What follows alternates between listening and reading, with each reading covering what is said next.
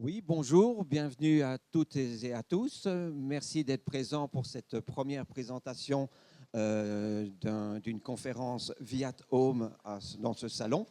J'ai le grand plaisir de vous présenter le commissaire Rimaud qui travaille pour la police fédérale et qui a mis au point, avec bien sûr tout son service, toute une procédure à suivre en cas de disparition d'une personne âgée désorientée. Alors, outre le fait que c'est déjà très traumatisant, bien sûr, pour la personne âgée, c'est très traumatisant pour le personnel, c'est aussi un point qui est très important à souligner, c'est en vous guidant sur les procédures qu'il va vous donner, vous vous protégez aussi peut-être d'un point de vue juridique, puisque c'est une obligation de moyens de surveiller les patients âgés, pas une obligation de résultat. Donc si vous pouvez prouver que vous avez bien suivi toutes les procédures mises en place par la police fédérale, bon, c'est déjà une façon de pouvoir vous sortir des problèmes juridiques qui pourraient avoir lieu. Je crois que le plus important, c'est de laisser la parole au commissaire Rimaud. Sachez qu'à la sortie, vous aurez un petit dépliant qui reprendra, je pense, la majeure partie des procédures, conseils qu'il va vous donner. Ici, il va vous les expliciter, mais donc vous n'êtes peut-être pas obligé de prendre des notes. Concentrez-vous sur son discours et vous aurez toutes les informations à la sortie. Commissaire Rimaud, merci d'être venu. Pile poil à temps et à vous. Donc bonjour à tous.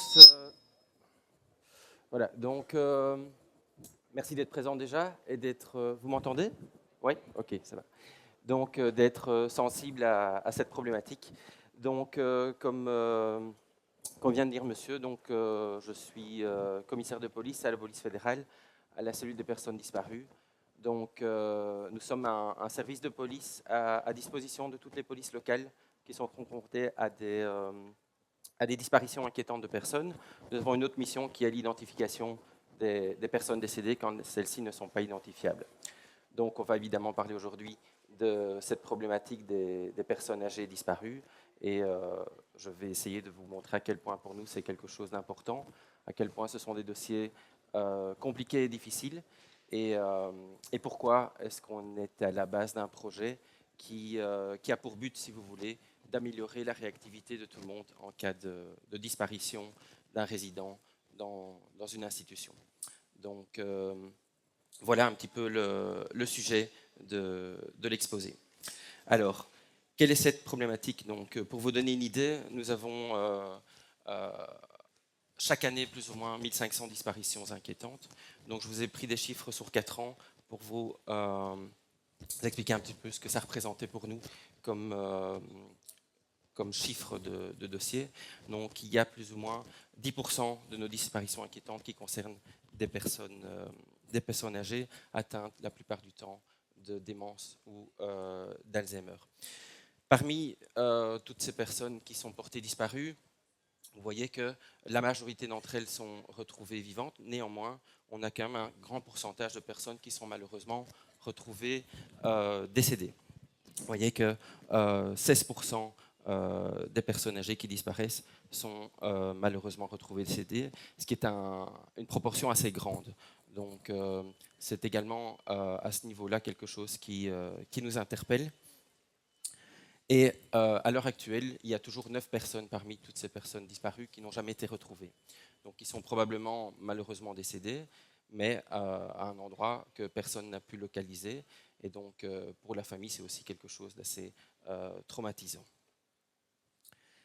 Comment se passe une disparition et quelles sont les particularités de ces dossiers? Eh bien, si vous voulez, il y a quelque chose qui nous interpelle, c'est que dans plus de 65% des cas, lorsqu'on est avisé d'une disparition de personnes âgées, ben, on se rend compte en fait qu'elles sont toujours dans l'institution, dans le domaine ou dans le domicile lorsqu'elles vivent encore chez elles. Donc, on veut également sensibiliser les collègues des polices locales, mais aussi les personnes qui travaillent dans les institutions sur le fait que la fouille de ces bâtiments est également quelque chose de très important à notre niveau. Et Où est-ce qu'on peut parfois les retrouver? Ben voilà, des exemples. Les locaux techniques, les chauffageries, les greniers, les caves, les escaliers sont des endroits où il nous arrive de retrouver ces personnes qui sont complètement désorientées. Pourquoi? Parce qu'elles n'ont pas toujours la présence d'esprit de se rendre compte qu'elles sont dans des endroits qui sont vraiment atypiques. Alors, d'autres endroits où on peut également les retrouver. Je vois qu'il y a des gens qui acquiescent dans le public, donc je suppose que ça vous est déjà peut-être arrivé. Donc, un abri de jardin, une garde-robe, ce sont aussi des endroits où on pourrait les retrouver. Et donc, on essaie également, dans le cadre de ce projet, d'attirer l'attention sur chacune des personnes qui peut être à un moment donné concernées par ça, afin de bien vérifier dans tous les endroits où on pourrait éventuellement les retrouver. Alors, quand elles ont quitté l'institution, quand elles ont quitté leur domicile, il est aussi particulier de voir que dans la majorité des cas, elles se retrouvent encore dans un rayon de 2 km par rapport au lieu de disparition. Donc, cette proximité du lieu où elle va se retrouver par rapport au lieu de disparition est également très importante par rapport à la rapidité dont on doit réagir, puisqu'elles ne sont pas loin. Si on réagit vite, on va également les retrouver en général le plus rapidement possible. Et vous allez voir que le but du projet, c'est vraiment essayer de gagner un maximum de temps à tous les échelons. Parce que gagner du temps, c'est faire parfois la différence entre retrouver quelqu'un vivant ou quelqu'un décédé. Et ça, pour nous, c'est quelque chose de fondamental. Alors, comment est-ce qu'on les retrouve? Et ça, je vais vous illustrer ça par quelques images. Il y a des éléments qui reviennent assez souvent par rapport aux circonstances dans lesquelles on va les retrouver. Donc, ici, c'est quelque chose d'assez classique. Donc, on a une personne qui disparaît. Elle a l'habitude d'aller se promener et le personnel de la résidence où elle est placée nous avise la police locale territorialement compétente en expliquant que le vieux monsieur n'est pas rentré et que habituellement, soit il rentre par ses propres moyens, soit il y a un habitant du village qui le prend en charge parce qu'il est bien connu dans le secteur et qui le ramène à l'institution. Eh bien, ce soir-là, il ne rentre pas. Donc, nous sommes avisés par la police locale de Marchand-Famenne que cette personne n'est pas rentrée de sa promenade. Les premières recherches commencent pendant la nuit, elles se continuent le lendemain et on a un témoignage d'une personne qui nous dit avoir aperçu ce vieux monsieur à proximité de ce bois. Et donc, lorsqu'on se met à chercher dans le bois, on parvient à retrouver ce monsieur dans des circonstances où vous voyez qu'il est allongé, il est toujours conscient, il est malheureusement déshydraté, il est très fatigué, et je me rends compte qu'au niveau de ses mains, il est complètement ensanglanté. En fait, vous voyez sur l'image la présence de fils barbelés en bas à gauche, et ça c'est quelque chose d'assez classique, c'est qu'en fait, il marche jusqu'à l'épuisement, mais aussi souvent jusqu'au premier obstacle qui vient se présenter à eux. Et ici, l'obstacle pour lui, c'était ces fils barbelés, cette prairie qui jouxtait ce bois. Et il est probable que ce monsieur est venu piétiner la zone où se présentait cette prairie pour finalement épuiser, s'allonger et attendre qu'on vienne le rechercher. Alors ce monsieur a eu beaucoup de chance, dans le sorte que les conditions météo ce jour-là lui étaient favorables, et donc on a encore pu le retrouver dans un état où ses jours n'étaient pas en danger. Vous allez voir sur les prochaines illustrations des cas qui sont malheureusement beaucoup plus dramatiques, et le but de cette présentation, c'est de vous montrer à quel point un environnement a priori non hostile pour monsieur et madame tout le monde, pour ce type de personne peut être très très dangereux. Et vous allez voir aussi à quel point, quand vous allez voir ces images, on se rend compte qu'il faut vraiment réagir très vite lorsqu'on constate leur disparition. Ça, c'est également quelque chose d'assez marquant. Donc, vous voyez ici, c'est plus ou moins le même dossier, la même disparition que celle que je vous ai montrée précédemment, à la différence près que cette fois-ci, ce monsieur est malheureusement retrouvé décédé. Or, voyez qu'a priori, il est retrouvé dans des circonstances qui sont, pour monsieur, madame, tout le monde, pas du tout dangereuses. Il est en fait dans un champ labouré, avec un petit peu de boue. Eh bien, lorsqu'on l'a retrouvé, lorsque le médecin urgentiste est intervenu, eh bien, qu'est-ce qu'il nous a expliqué? Que le monsieur était décédé, étouffé dans la boue dans laquelle il était tombé. En fait, il n'a plus la force de se relever, et donc, épuisé, il est resté là-bas, il a agonisé quelques heures avant qu'on le retrouve. Vous voyez que les moyens qu'on a mis en œuvre sont assez conséquents. Ici, c'était un hélicoptère. Ce qui est parfois frustrant, c'est de se dire que les moyens, on en dispose, puisqu'on est parvenu à le retrouver. Le seul problème, c'est que c'est le temps. Le temps qui se passe entre la disparition et le moment où on est mis en œuvre, ça, on ne peut pas, en tout cas nous, on ne le maîtrise pas, puisqu'on ne peut réagir qu'à partir du moment où on est au courant que ce monsieur est porté disparu. C'est la raison pour laquelle, dans le cadre du projet, on incite, vous verrez plus tard, sur la rapidité avec laquelle les institutions doivent prévenir la police qu'un de leurs résidents est porté disparu. Une autre image, ici, une dame qui est également portée disparue, et malheureusement pour elle, en fait, elle est victime d'une chute sur la voie publique, dans un endroit où il n'y a pas beaucoup de passages, et cette nuit-là, il neige. Et elle va décéder de froid pendant la nuit à cause de la météo qu'il fait ce jour-là. De nouveau, quand on la retrouve, on a ce sentiment de se dire, c'est con, à quelques heures près, peut-être que, ou en tout cas certainement, que cette dame, on aurait pu la sauver. De nouveau, on a ce sentiment de se dire, est-ce qu'il y a vraiment tout qui a été fait pour qu'on puisse la retrouver le plus rapidement possible, puisque elle n'est pas très loin de la voie publique, et donc, a priori, il n'y a aucune raison qu'on ne puisse pas la retrouver. Un autre cas, vous voyez ici, un monsieur qu'on retrouve dans un fossé, dans 20 cm de profondeur. Si vous marchez dans l'eau, l'eau vous arrive à peine à mi-mollet. Eh bien, pour ce type de victime, c'est suffisant pour en décéder. Donc, de nouveau, c'est vraiment frustrant parfois de se dire que on passe pas loin et qu'il faut vraiment, vraiment, vraiment tout mettre en œuvre pour essayer de réagir le plus vite possible. De nouveau, c'est frappant. Pour monsieur et madame tout le monde, même si on devait chuter par accident dans ce petit ruisseau, hein, eh bien, oui, on aura le pantalon mouillé sans plus. Mais pour ces gens-là, ça peut être mortel. Et donc, ça, c'est vraiment quelque chose dont on doit prendre en compte. Alors, quelles sont les difficultés auxquelles nous, on est confrontés lorsqu'une de ces personnes est portée disparue?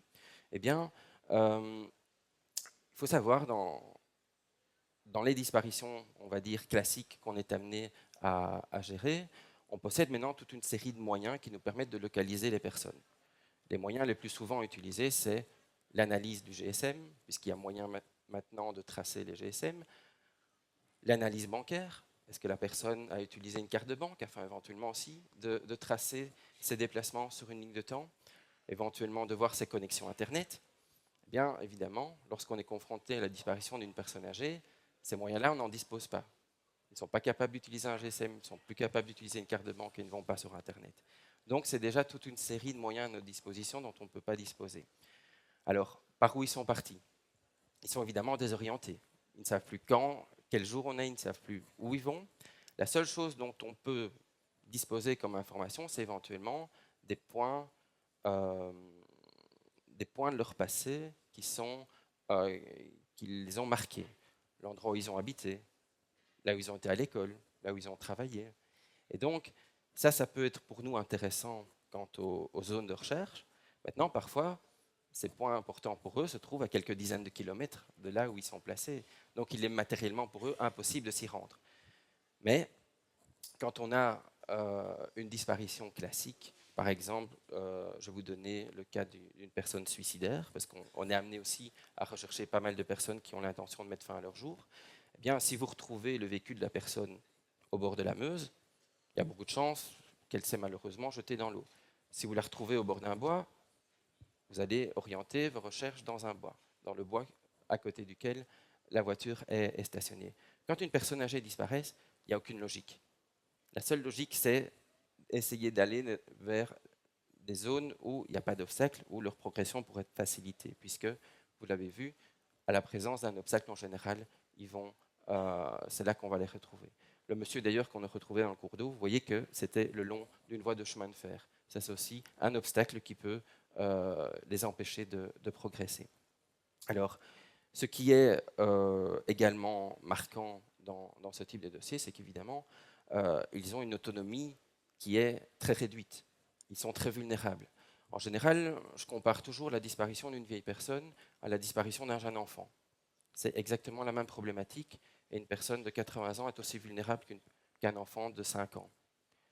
La seule différence, c'est que si en hiver, vous voyez un enfant à 19 heures à la tombée de la nuit, à la tombée du jour, pardon, si vous voyez un enfant de 3-4 ans dans la rue, il y a 99% des gens qui vont s'arrêter, qui vont appeler la police pour dire qu'il y a un problème. Si à 19 heures en hiver, vous voyez une personne âgée désorientée, il y a beaucoup de gens qui ne s'arrêteront pas parce qu'ils ne vont pas se rendre compte que cette personne est en détresse. Et cette personne n'aura pas non plus, parfois, la présence d'esprit de signaler qu'elle est perdue ou qu'elle a besoin d'une aide concrète. Alors, il y a d'autres facteurs qui vont également compliquer nos recherches. C'est par exemple la détermination de leurs conditions physiques. Jusqu'où est-elle capable de marcher? Et ça, on se rend compte parfois qu'on n'est pas toujours non plus bien informé par le personnel des maisons de repos, que parfois on a tendance à surestimer ce qu'elles sont capables de faire ou de sous-estimer. On nous a déjà parlé de personnes disparues, presque grabataires, qu'on va retrouver dans un rayon de 200 à 250 mètres maximum par rapport à son institution, et puis on la retrouve 1 ou 2 kilomètres plus loin. Donc parfois, c'est aussi un petit peu interpellant par rapport à ça. Et alors, une des difficultés qui est vraiment marquante dans ces dossiers, c'est la météo. Et ça, évidemment, c'est un facteur qu'on ne maîtrise absolument pas. Donc on doit travailler avec la météo qui fait le jour de la disparition. Et cette météo, vous l'avez vu dans les illustrations, peut vraiment être quelque chose de très déterminante par rapport à l'état dans lequel on va retrouver les personnes âgées. Alors, comment faire pour améliorer notre réactivité? Eh bien, si vous voulez, on a démarré un projet au niveau de la police fédérale. Et donc, en quoi consiste ce projet? Eh bien, si vous voulez, je me rends maintenant depuis presque 1 an dans les zones de police de la partie francophone du pays afin de sensibiliser les policiers des services de première intervention sur la problématique, mais aussi de sensibiliser les maisons de repos qui se trouvent sur le territoire de ces zones de police. Donc, je leur montre le PowerPoint que je viens de vous présenter. Je leur explique les difficultés auxquelles on est confronté. Je leur dis que cette rapidité de réaction lorsque vous êtes mis au courant qu'un de vos résidents a disparu est vraiment fondamental. Et concrètement, comment ça se passe? On organise une réunion où on met tout le monde autour de la table et je leur explique les moyens de gagner du temps à notre niveau. Et comment ça se concrétise? Eh bien, on a proposé en fait de rédiger à l'avance des fiches individuelles qui contiennent toute une série d'informations qui sont essentielles pour les policiers lorsqu'on est confronté à la disparition d'une personne. Et le but en fait de ces fiches individuelles qui sont pré-remplies, c'est que lorsque vous appelez la police pour signaler qu'un de vos résidents est porté disparu, eh bien, que vous faxiez ou qu'on envoie par mail également une copie de cette fiche à la police qui sera chargée des premières recherches, de telle manière à ce qu'ils puissent disposer déjà de toute une série d'informations qui sont cruciales pour nous. La description de la personne, les circonstances de la disparition, les points de chute, les endroits où on l'a déjà retrouvé au cours d'une autre disparition, les personnes de contact, ses problèmes médicaux, les risques qu'elle pourrait avoir en cas de disparition. Il ne resterait plus que le jour où on constate la disparition que de nous donner sa description vestimentaire, puisque ça, évidemment, on ne peut pas la prévoir avant que la personne ne disparaisse. Pourquoi c'est important de déjà bénéficier de cette fiche au moment où on va entamer nos recherches? Eh bien, parce que lorsque les policiers se rendent là où la personne a disparu, en général, nous avons quand même besoin de plus ou moins une demi-heure, trois quarts d'heure pour pouvoir collationner tous ces renseignements et pour pouvoir rechercher la personne dans des zones logiques ou disposer de renseignements quant à sa description qu'on puisse éventuellement diffuser aux autres équipes qui seraient informées de cette disparition. Donc, le but de ces fiches, c'est qu'elles soient remplies à l'admission d'une personne ou que lors de rencontres annuelles entre l'institution et la famille, qu'avec la famille, on puisse remplir ces fiches, expliquer le but de ces fiches et qu'elles puissent surtout être le plus vite possible transmises à destination des policiers qui interviendront le jour où une personne est portée disparue. Qu'est-ce qu'on demande également? C'est que les institutions s'engagent à prévenir la police dans un délai de 20 minutes. En fait, pourquoi 20 minutes? Parce que 20 minutes, c'est le temps qu'on estime de réaction quand un enfant est porté disparu. Comme je vous ai dit, ces gens sont aussi vulnérables qu'un enfant. Donc, pour nous, un délai de 20 minutes est tout à fait minimum pour prévenir la police, d'autant plus qu'il y a parfois plusieurs heures qui se passent entre le moment où la personne a effectivement disparu et le moment où vous vous en rendez compte et où vous allez appeler les services de secours. Alors, ça, c'est la première phase. Dans une deuxième phase, on demande à ce que le policier de la police locale qui est compétent se rende dans chacune des institutions afin que, à son niveau, il puisse voir avec la direction des différentes institutions quelles sont les difficultés qui se pourraient se poser à nous si on devait intervenir dans le bâtiment pour justement rechercher la personne. Alors, quelles sont les difficultés qu'on a? C'est le fait, par exemple, de pouvoir disposer d'un plan du bâtiment. Pourquoi? Parce qu'en général, le plan du bâtiment est enfermé dans un tiroir, dans le bureau du directeur, qui, à 2 heures du matin, n'est pas présent, qui n'est pas contactable, et donc on perd énormément de temps à pouvoir bénéficier du plan du bâtiment pour être certain que la personne ne s'y trouve plus. Quand vous voyez les illustrations, vous voyez qu'on peut les retrouver partout, donc il est très important pour nous d'être certain que la personne ne s'y trouve plus avant d'entamer les recherches en dehors de l'institution. Le fait, par exemple, aussi de disposer de toutes les clés. Parce que quand on fouille un bâtiment, toutes les portes fermées à clé doivent être ouvertes. Il nous est déjà arrivé de retrouver une personne âgée dans une chaufferie dont la porte était fermée à clé toute l'année, sauf un jour, le jour de l'entretien annuel.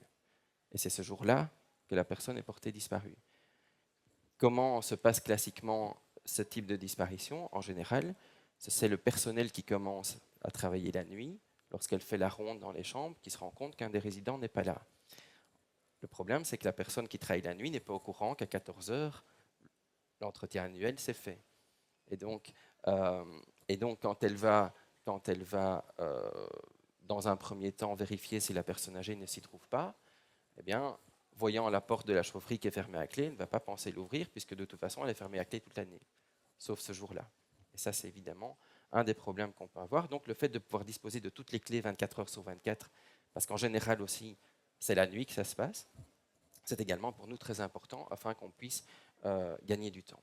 Alors, on va essayer aussi de sensibiliser les institutions au fait, par exemple, d'installer des caméras. Pourquoi des caméras? Eh bien, quand on est amené à se rendre sur les lieux d'une disparition, le fait de pouvoir savoir avec certitude si la personne est dans le bâtiment ou pas, c'est déjà pour nous aussi un gain de temps. Qu'est-ce que va nous apporter la caméra comme information? Le moment où la personne a disparu. Parce que bien souvent, il est très difficile de pouvoir cerner la période à laquelle la personne a disparu. Or, pour nous, c'est très important. Est-ce qu'à ce moment-là, les bus passaient encore dans la rue ou pas? Donc, s'il n'y a plus de bus, ça ne sert à rien de perdre du temps d'aviser les techs. Par contre, s'il y a encore des bus, c'est peut-être intéressant de voir si les chauffeurs de bus n'ont pas pris en charge la personne qu'on recherche. Est-ce que à ce moment-là, il y avait des visites? S'il y avait encore des visites, il était intéressant aussi de prendre contact avec les personnes qui visitent leurs proches tous les jours. Peut-être qu'ils ont vu la personne qu'on recherche. Sur la caméra, on verra quoi? Comment la personne est habillée.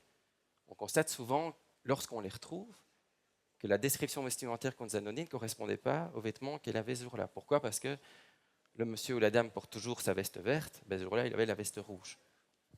c'est aussi la loi de Murphy et c'est aussi une des difficultés qui peut se présenter à nous.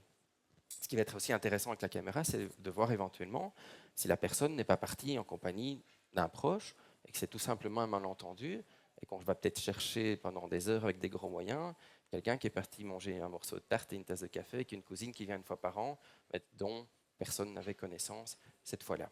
Donc vous voyez que cette caméra est pour nous quelque chose de fondamental. Ça ne nécessite pas des coûts énormes. Maintenant, si vous allez dans n'importe quelle grande surface ou magasin style MediaMarkt, vous en trouverez à moins de 100 euros. Donc je pense que l'investissement vaut vraiment la peine. Et au niveau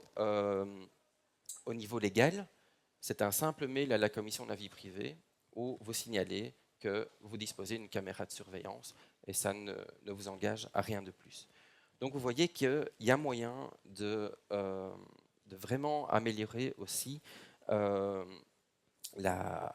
grâce au développement technique, il y a vraiment aussi moyen d'améliorer les techniques de technoprévention pour parfois aussi nous permettre de gagner énormément de temps. Voilà ce que je tenais à vous dire et voilà en quoi consiste le projet qu'on lance pour l'instant dans toutes les zones de pays de police de la partie francophone du pays. Pour votre information, l'arrondissement judiciaire de Namur a déjà, donc la direction du procureur roi de Namur, a fait en sorte que toutes les zones de police de l'arrondissement judiciaire sont déjà partie prenante au projet. Et donc, je dirais que 80% des institutions dans la province de Namur sont déjà partie prenante à cette problématique et on s'en réjouit. Alors, je terminerai par vous dire aussi que le but de cette initiative n'est pas d'empêcher les disparitions. On a bien conscience que les résidents qui sont placés ne sont pas dans des prisons. Il faut continuer à les laisser aller et venir quand elles veulent, où elles veulent. La seule chose, c'est d'essayer d'être plus réactif et de gagner du temps lorsqu'on se rend compte qu'une personne a disparu. Et je suis persuadé qu'un jour ou l'autre, ce qu'on met en place nous permettra de gagner 1 heure ou 2 et nous permettra peut-être de sauver une vie qu'on n'aurait peut-être pas sauvée autrement. Et donc, ça prend beaucoup de temps, on voit beaucoup de gens, mais je suis persuadé que le jour où on sauvera une vie de cette manière-là, on n'aura pas travaillé pour rien.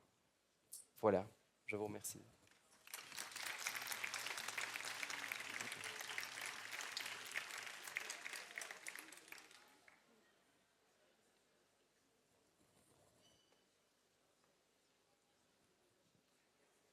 Est-ce qu'il y a des questions?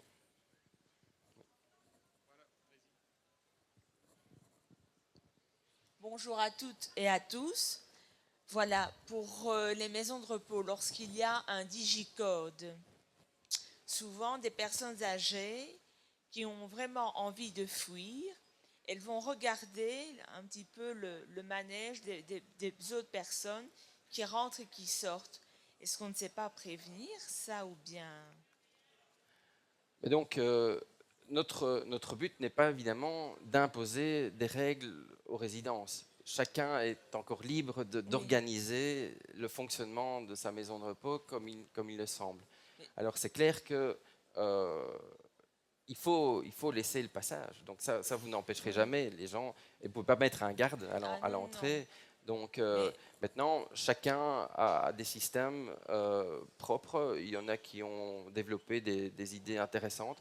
Par exemple, j'ai déjà vu par exemple, par rapport aux résidents qu'ils appellent les fugueurs, eh bien, il y en a qui ont mis 2-3 photos à l'entrée en disant attention, si cette personne veut quitter l'institution, elle ne peut pas, des choses comme ça. Donc, chacun a parfois aussi des idées intéressantes à ce niveau-là.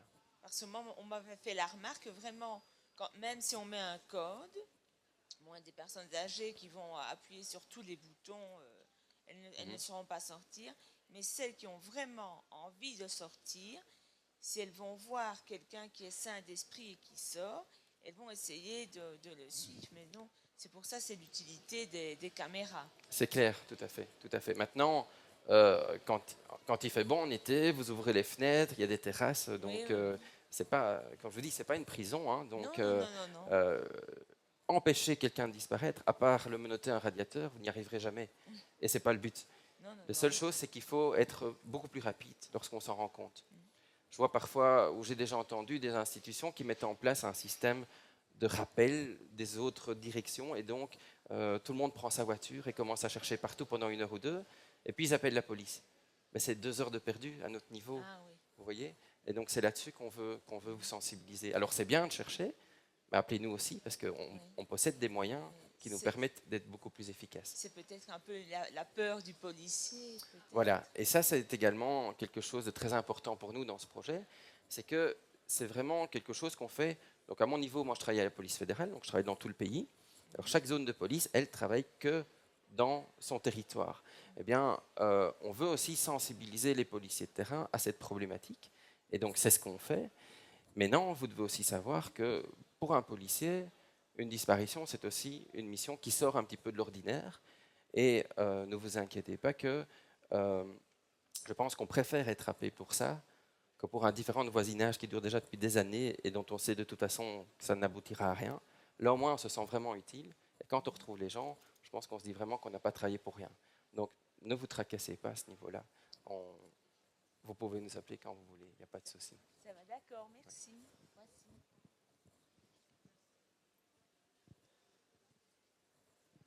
Bonjour, je suis là.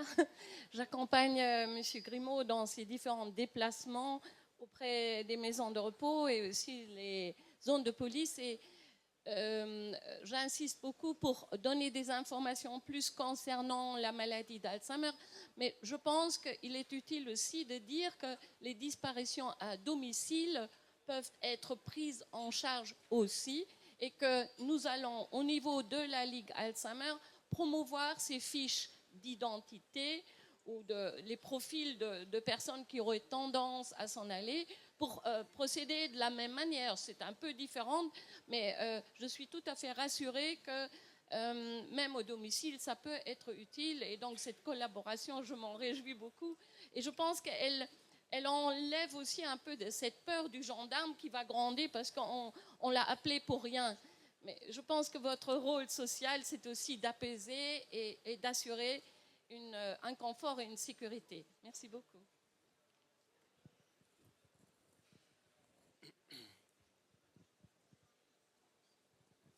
Bonjour. Je voulais voir ce qu'il en était par rapport à la région bruxelloise où c'est déjà un petit peu plus compliqué. Oui, et voir comment les choses pouvaient évoluer de ce côté-là aussi. Ben voilà, et donc on a une réunion le 19 mai, ou en tout cas au niveau de la zone de police de Bruxelles-Capitale, donc qui regroupe les communes de Bruxelles, Laken, Neder-Overbeek et Ixelles. Donc ça sera la première zone de police qui sera partie prenante au projet. Et donc on a également l'intention de développer ces procédures au niveau de l'arrondissement judiciaire de Bruxelles. Donc à partir de la mi-mai, ça va également démarrer là-bas, avec évidemment une problématique bien spécifique à Bruxelles, c'est qu'on est en ville. Donc c'est parfois aussi beaucoup plus compliqué parce que les moyens, les transports en commun, tout ça, donc, vont aussi faire en sorte que la personne peut se retrouver beaucoup plus loin en moins d'efforts. Mais d'un autre côté, en général, c'est moins inquiétant à Bruxelles qu'à Marchand-Famenne, par exemple. Puisqu'à Marchand-Famenne, vous marchez 300 mètres et vous êtes directement au milieu des bois. À Bruxelles, il y a beaucoup plus de contrôle social et les risques sont malgré tout moins élevés. Mais en tout cas, on va également démarrer ça sur Bruxelles. Oui, bonjour. Bonjour, monsieur. Concernant les bracelets avec localisation via GPS et le respect de la vie privée, vous vous positionnez comment? Eh bien, c'est évidemment la solution idéale. Donc, c'est clair qu'à partir du moment où on peut localiser les gens avec un GPS, si on estime que leur intégrité physique peut être en danger, c'est clair que ça va faciliter notre tâche et ça pourrait sauver des vies. Les problèmes qui vont se poser, c'est premièrement le coût. Donc, ce sont des systèmes qui coûtent encore, à mon avis, entre 300 et 400 euros par bracelet. Donc, ça, c'est la première chose. La deuxième chose, c'est que vous êtes certain que la personne a son bracelet. Si elle l'arrache ou si elle l'enlève, ça ne sert à rien. Et puis, je pense qu'au niveau du respect de la vie privée, ça doit se faire évidemment soit avec l'assentiment de la personne âgée, si elle a encore la capacité de donner un accord, soit avec l'accord de ses proches. Moi, par exemple, ma grand-mère est décédée, mais elle avait la maladie d'Alzheimer. Heureusement, physiquement, elle était plus capable de se déplacer, donc elle était en chaise roulante, donc ça n'aurait pas pu lui arriver. Ben, moi, j'aurais investi là-dedans s'il avait déjà dû disparaître une fois ou deux. Ben, pour ma tranquillité, pour ça, moi, je l'aurais fait. Maintenant, chacun individuellement peut avoir son avis par rapport à ça et donc estimer qu'on n'a pas l'intention de pucer les gens ou de les tracer. Mais non, moi, je vois ça évidemment de mon regard de policier. Quand je vois les conditions dans lesquelles ces gens peuvent décéder, c'est parfois des heures d'agonie. Hein. Vous voyez que les photos étaient marquantes. Bah, si un bracelet peut éviter ça, je pense qu'il n'y a pas longtemps à hésiter, quoi. Bonjour. Bonjour. On gère un service d'aide familiale à domicile et c'est vrai que la complexité, donc on a des gardes à domicile qui sont spécialisés dans l'approche des personnes atteintes de maladie d'Alzheimer et elles arrivent sur place, la personne âgée est présente, donc on va dire tout va bien, mais il est possible qu'elle ait à un moment donné envie de sortir. C'est vrai que les prestations sont assez longues, ça peut aller de 3 heures à 8 heures, voire même plus sur une journée. Mais à un moment donné, la personne, c'est vrai, malgré les efforts de la garde à domicile, la personne s'en va. À partir de quand est-ce qu'il faut vraiment se sentir alerté? Dans la mesure où, dans le quotidien, on se rend compte que parfois, elle revient tout à fait naturellement. Donc, c'est vrai que notre idée de dire, est-ce qu'on ne peut pas mettre un dispositif, un petit réseau en place autour de la personne, en se disant, c'est vrai, est-ce qu'on peut à un moment donné aller questionner peut-être le pharmacien ou l'épicier du coin pour savoir, tiens, est-ce que vous avez vu madame ou pas? Mais l'aide familiale ne peut pas commencer quelque part à essayer de faire tout le tour du village pour essayer de la retrouver, quoi. Et si on veut chaque fois appeler, alors on dérange le service de police à tout moment. On a eu, c'est vrai, une mauvaise expérience où on l'a fait. La police n'a pas du tout bien réagi. On a appelé ensuite l'hôpital vraiment en tout dernier recours en se disant peut-être qu'elle a été retrouvée et qu'elle est aux urgences. Bon, là aussi, on a un petit peu eu une fin de non-recevoir. Donc voilà, c'était un peu un retour que je voulais vous transmettre. Donc évidemment, la problématique des disparitions des personnes âgées qui vivent encore à domicile est beaucoup plus difficile pour nous à maîtriser puisque on n'a pas de prise sur ce que font les gens chez eux, sur le contexte familial. Donc ça, c'est évidemment beaucoup plus difficile à notre niveau.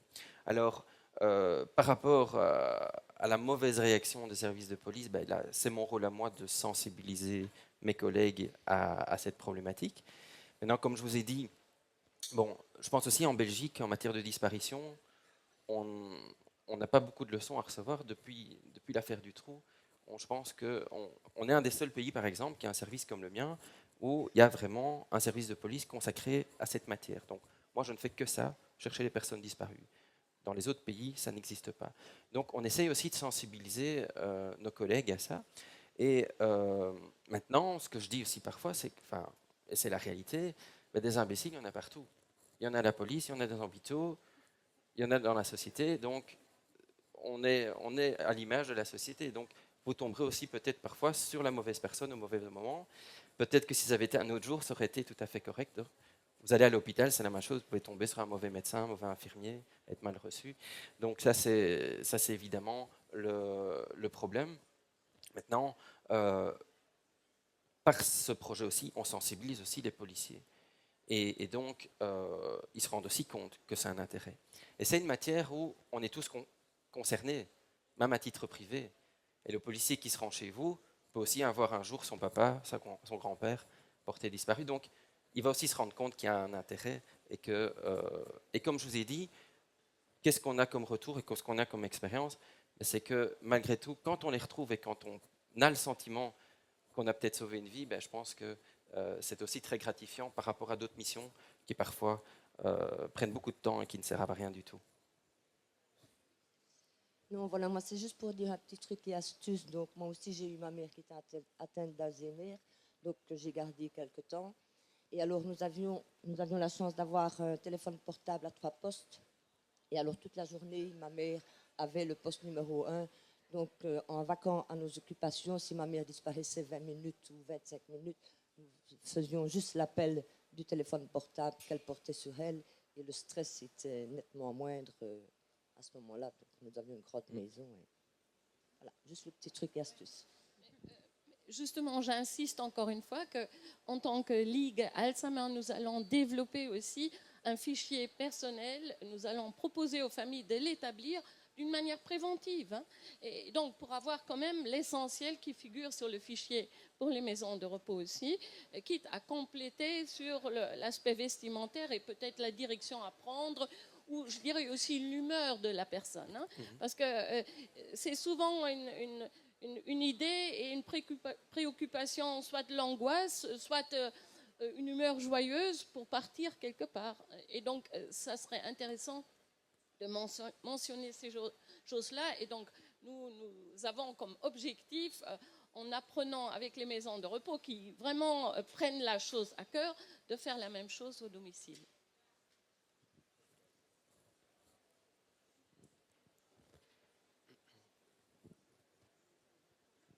Moi, j'ai juste une petite suggestion. Pourquoi est-ce que vous ne vous mettez pas en contact avec les services de télévigilance et essayez de mettre au point un système de traçabilité sur les systèmes de télévigilance? Pour les personnes à domicile, à ce moment-là. Oui. Oui, c'est éventuellement une des pistes qu'on peut développer. Maintenant, empêcher les gens de disparaître, vous ne le ferez pas. Mais de nouveau, c'est également un des moyens qui peuvent nous permettre d'être plus réactifs. Mais c'est de nouveau, par rapport à la problématique des gens qui vivent seuls chez eux, c'est beaucoup compliqué à gérer. Tandis que vous pouvez centraliser quelque chose au niveau d'une institution, vous pouvez sensibiliser les personnes. Par rapport aux gens qui vivent chez eux, c'est parfois très délicat parce que vous n'avez pas toujours la maîtrise de tous les paramètres. Même dans une maison de repos, il y en a qui ont leur sonnette tout le temps à leur cou, donc il faudrait juste essayer d'adapter le système pour qu'ils puissent se repérer autre part, comme un système GPS. Voilà, mais c'était la même problématique que monsieur. Maintenant, ça coûte encore très cher, ça c'est le problème. Et donc, maintenant, tous les moyens sont possibles. On fait ça pour les chiens et les chats. Vous allez, il y a des boîtiers qui existent pour les chiens et les chats. Pourquoi ne ferions-nous pas ça pour les gens en détresse? Bonjour. Bonjour. Une question plus pratique. On vous appelle parce qu'une personne est disparue à domicile ou en institution. Il y a une facture qui arrive par la suite et vers quoi vous envoyez? Non. Donc, ça, et heureusement d'ailleurs, ça ne coûte rien. Donc, ça fait partie des coûts de fonctionnement des services de police et donc, vous les payez indirectement dans vos impôts, mais moi aussi. Donc, mais non, ça ne coûte rien en famille, ça ne coûte rien aux institutions. Et je vous ai dit, notre philosophie, c'est de se dire, vaut mieux être appelé une fois trop qu'une fois trop peu. Donc, et on préfère engager des moyens et se rendre compte que c'était rien, plutôt que de ne rien faire et de se dire qu'on est peut-être passé à côté de quelque chose. Donc, à ce niveau-là, il n'y a pas de problème.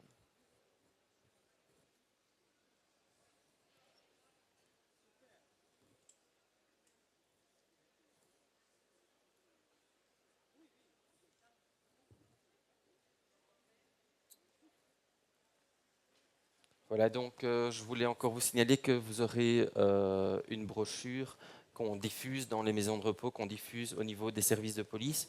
Dans cette brochure, on explique bien en quoi consiste la problématique. On explique aussi comment faut-il réagir lorsque vous constatez la disparition d'un proche. Et vous avez également en annexe de la brochure, aux 3 dernières pages, la fiche signalétique qu'on veut exploiter et diffuser. Et vous avez également mes coordonnées derrière la brochure, donc si vous voulez me téléphoner, envoyer un mail, il n'y a aucun problème. Je vous remercie, une bonne journée.